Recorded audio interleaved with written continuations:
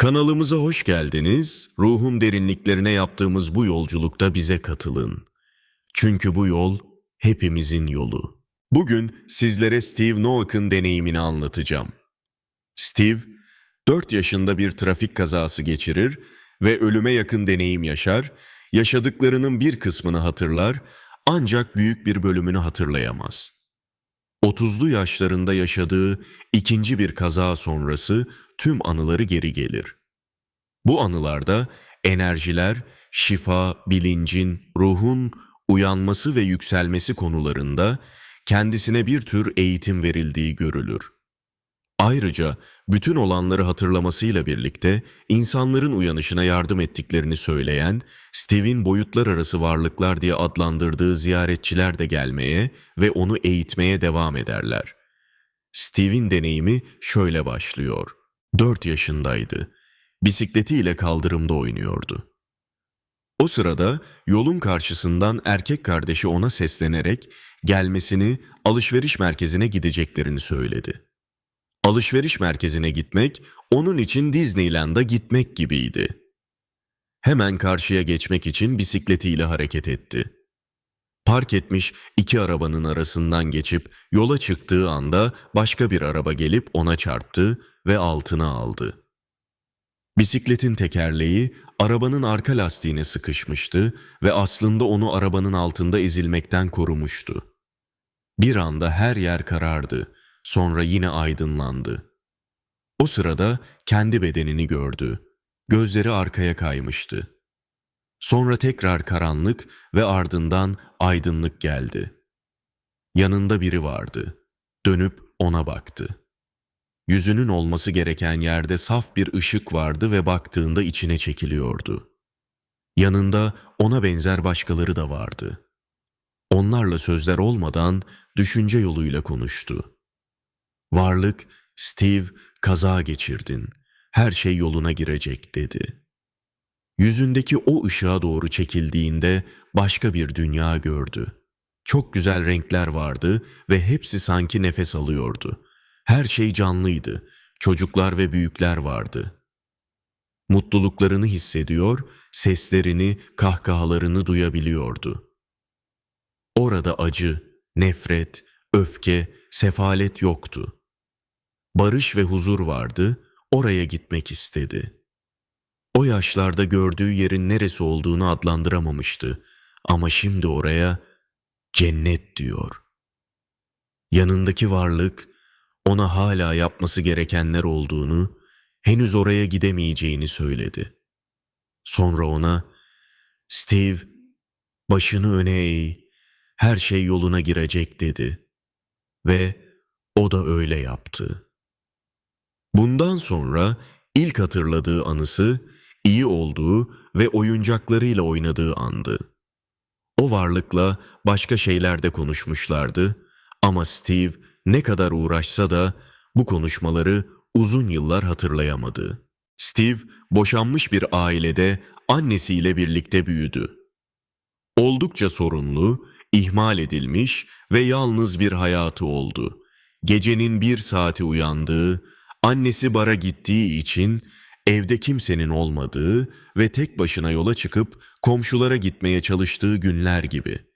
Terk edilme, fiziksel ve ruhsal acılarla başa çıkmaya çalışma, bağımlılıklar.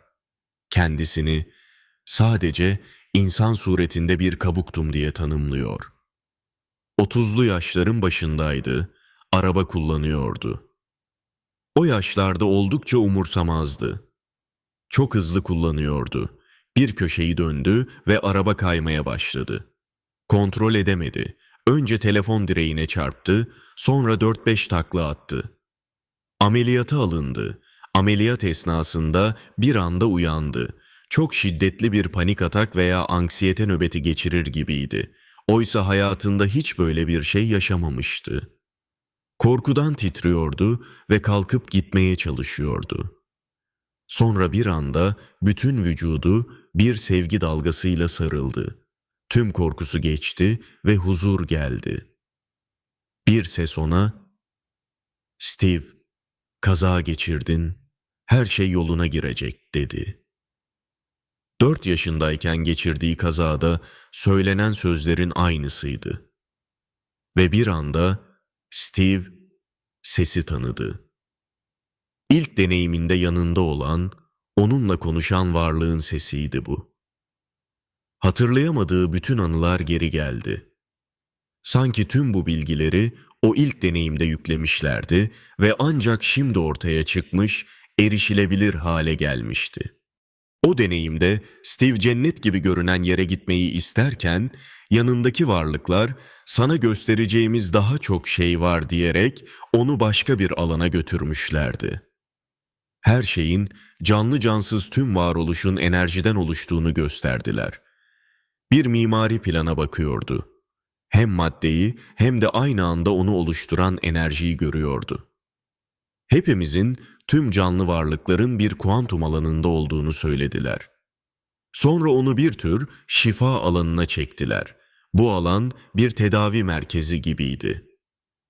Bu bedene girdiğimizde sevgi enerjisinden ibaret olduğumuzu ve hayatı yaşarken bu enerjiyi sürekli tükettiğimizi söylediler. Ancak bu sevgi alanına ulaşabildiğimizde tekrar şarj olacağımızı, şifa bulacağımızı anlattılar.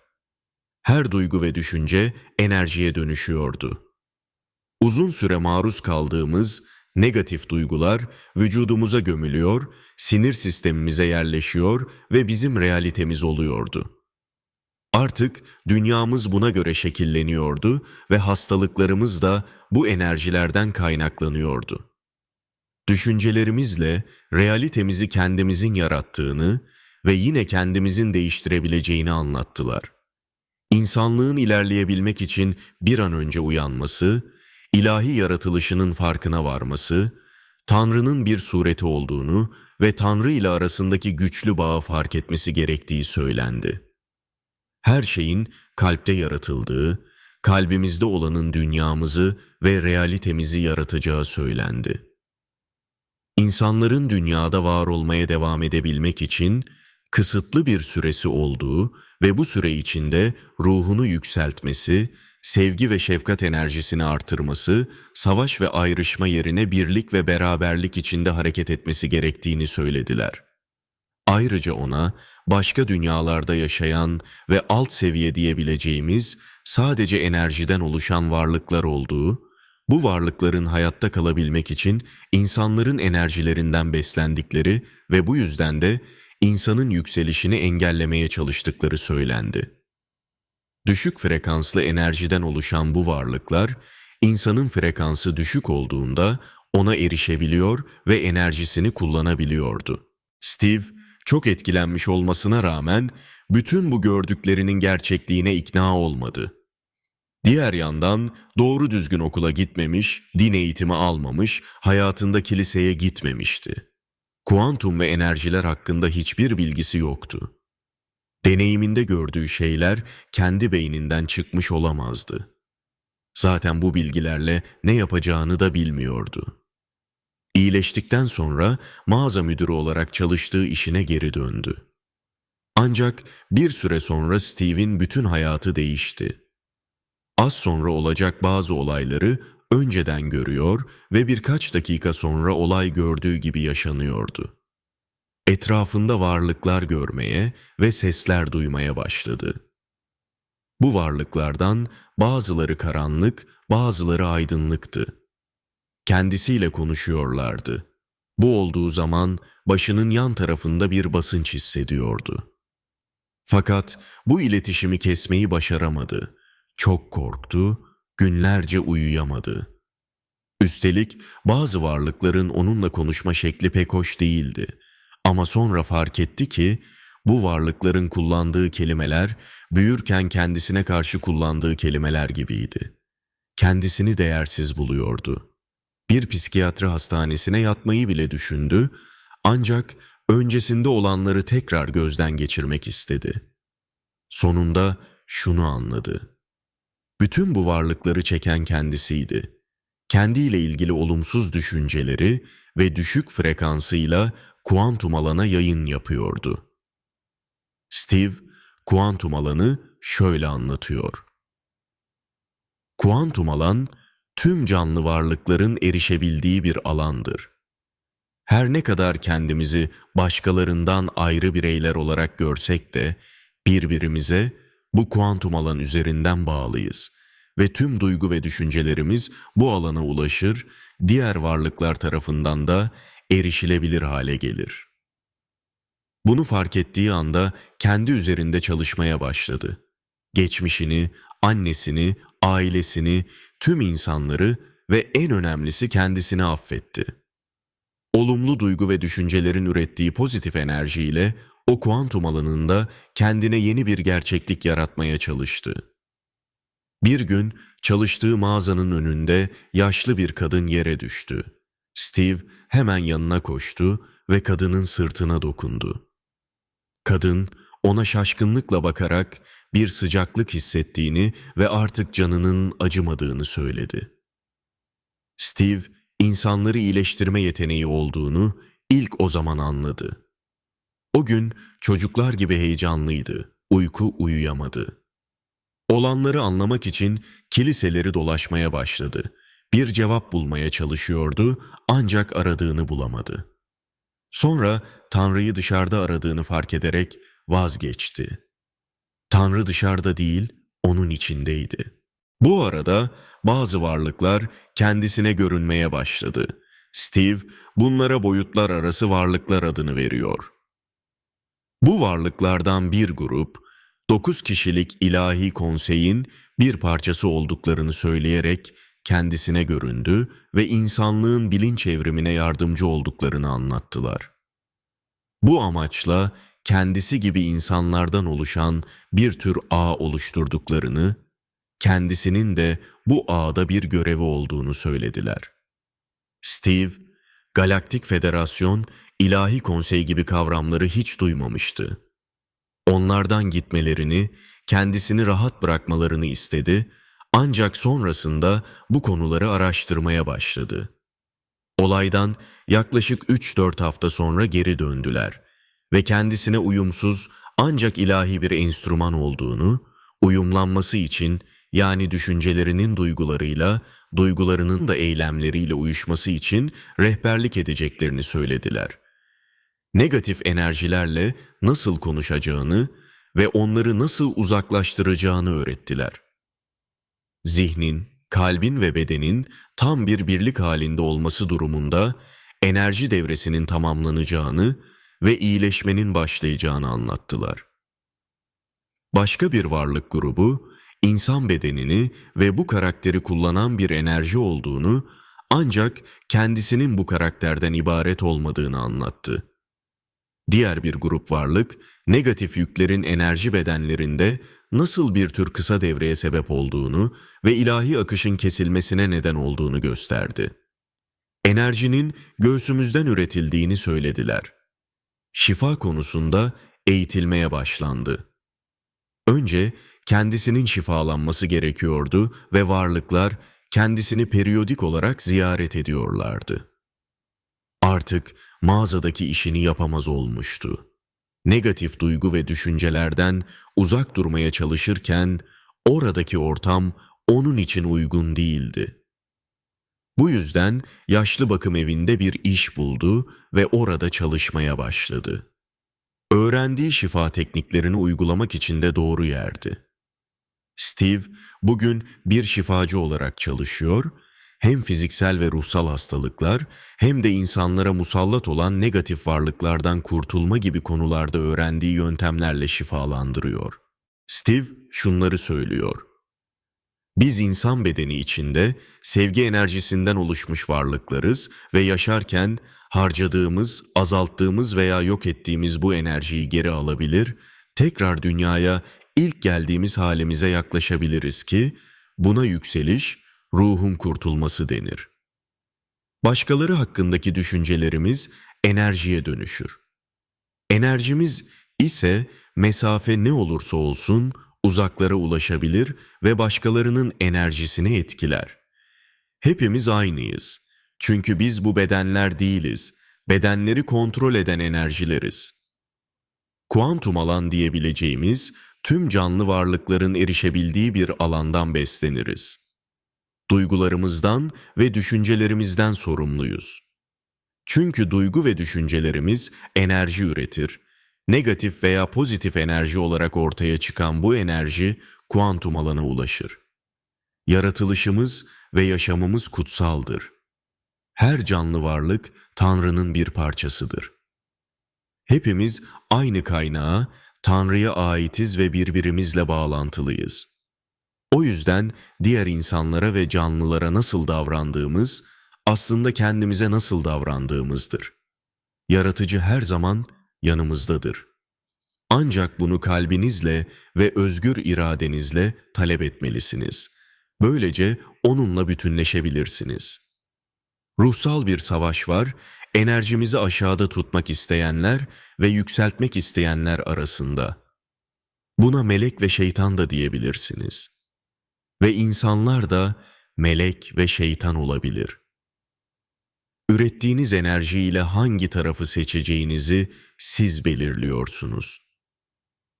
Hiçbir olumsuz duyguya tutunmaz, bütün olanların, acıların, korkuların, değersizliklerin, travmaların sizin kimliğiniz olmadığını, sizin asıl kimliğinizin Tanrı'nın suretinde yaratılmış sevgi enerjisi, yüksek benliğiniz olduğunuzu hatırlarsanız frekansınız yükselir, aksi halde frekansınız düşer ve aşağı varlıklar sizden faydalanır. Düşüncelerinizi ve duygularınızı gözden geçirin. Neleri bırakamıyorsunuz ve onun üzerinde çalışın.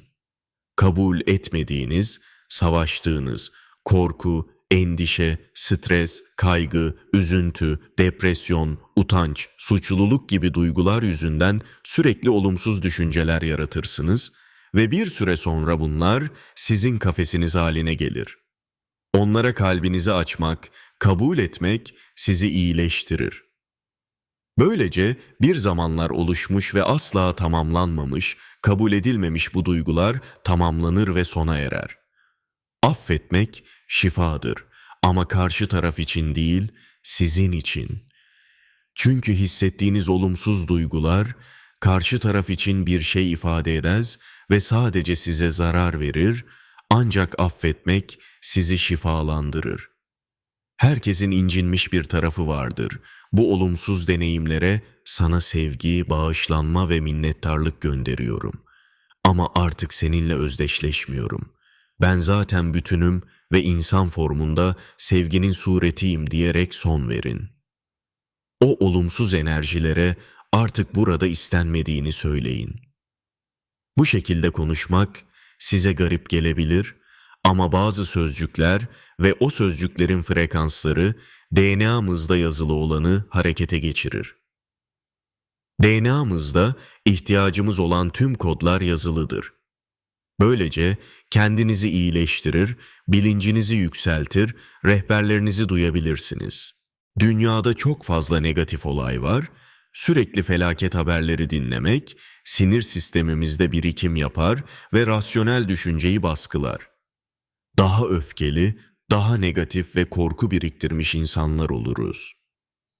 Bu duyguların boşaltılması gerekir, aksi halde hastalıklar gelecektir. Tüm insanlar bu duygulardan temizlenme gücüne sahiptir. Sevildiğinizi hatırlayın. Bu dünyada sadece rollere büründüğümüzü, aslımızın bu olmadığını hatırlayın. Doğayla, ibadetle veya meditasyonla rahatlayın.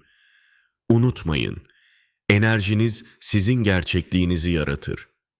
Kendinizin kutsal bir varlık olduğunuzu fark edin ve manevi gıda olarak neyi aldığınıza dikkat edin. Şunu yapamam, bunu yapamam demeyin. Kendinize sınırlar koymayın. Bunlar da negatif enerji yaratır ve karşınıza engeller çıkar, işleriniz zorlaşır. Unutmayın, hepimiz o kuantum alanı besliyor ve ondan besleniyoruz. Kendinizi kurban olarak görürseniz, bu hayatta oynamak istediğiniz rolün bu olduğu varsayılır ve bu sizin gerçekliğiniz olur. Ona uygun deneyimler yaşarsınız. Ve bu yüzden Tanrı'yı suçlayamazsınız. Çünkü bunu siz yarattınız. Her sabah bir zaman ayırın ve şükredin. Bu memnuniyet hali çok pozitif bir alan yaratır. Sizi şarj eder. yüksek bir frekans oluşturur ve olumlu şeyleri çekmeye başlarsınız. Sinirlenip kızabilirsiniz elbette. Ama bu duygunun hızlıca akıp gitmesine izin verin, günlerce, haftalarca buna tutunmayın. Bana bunu nasıl yaptı, bu nasıl olabildi gibi düşünceler beyninizde uzun süre dönmesin. Sizi aşağı çeker, olan olmuştur. Bir mesafeden izlemeye çalışın ve en kısa sürede o duygudan uzaklaşın. Negatif olmadan pozitifi öğrenemeyiz. Zorluklar ve sorunlar olacak. Burası bir okul. Mükemmel değiliz. Öğreniyoruz. Tek amacımız buradan temiz gitmek olmalı. Geldiğimiz gibi. Geldiğimize en yakın halimizle. Sevgi olarak geldik. Sevgi olarak gidebilmek en güzeli.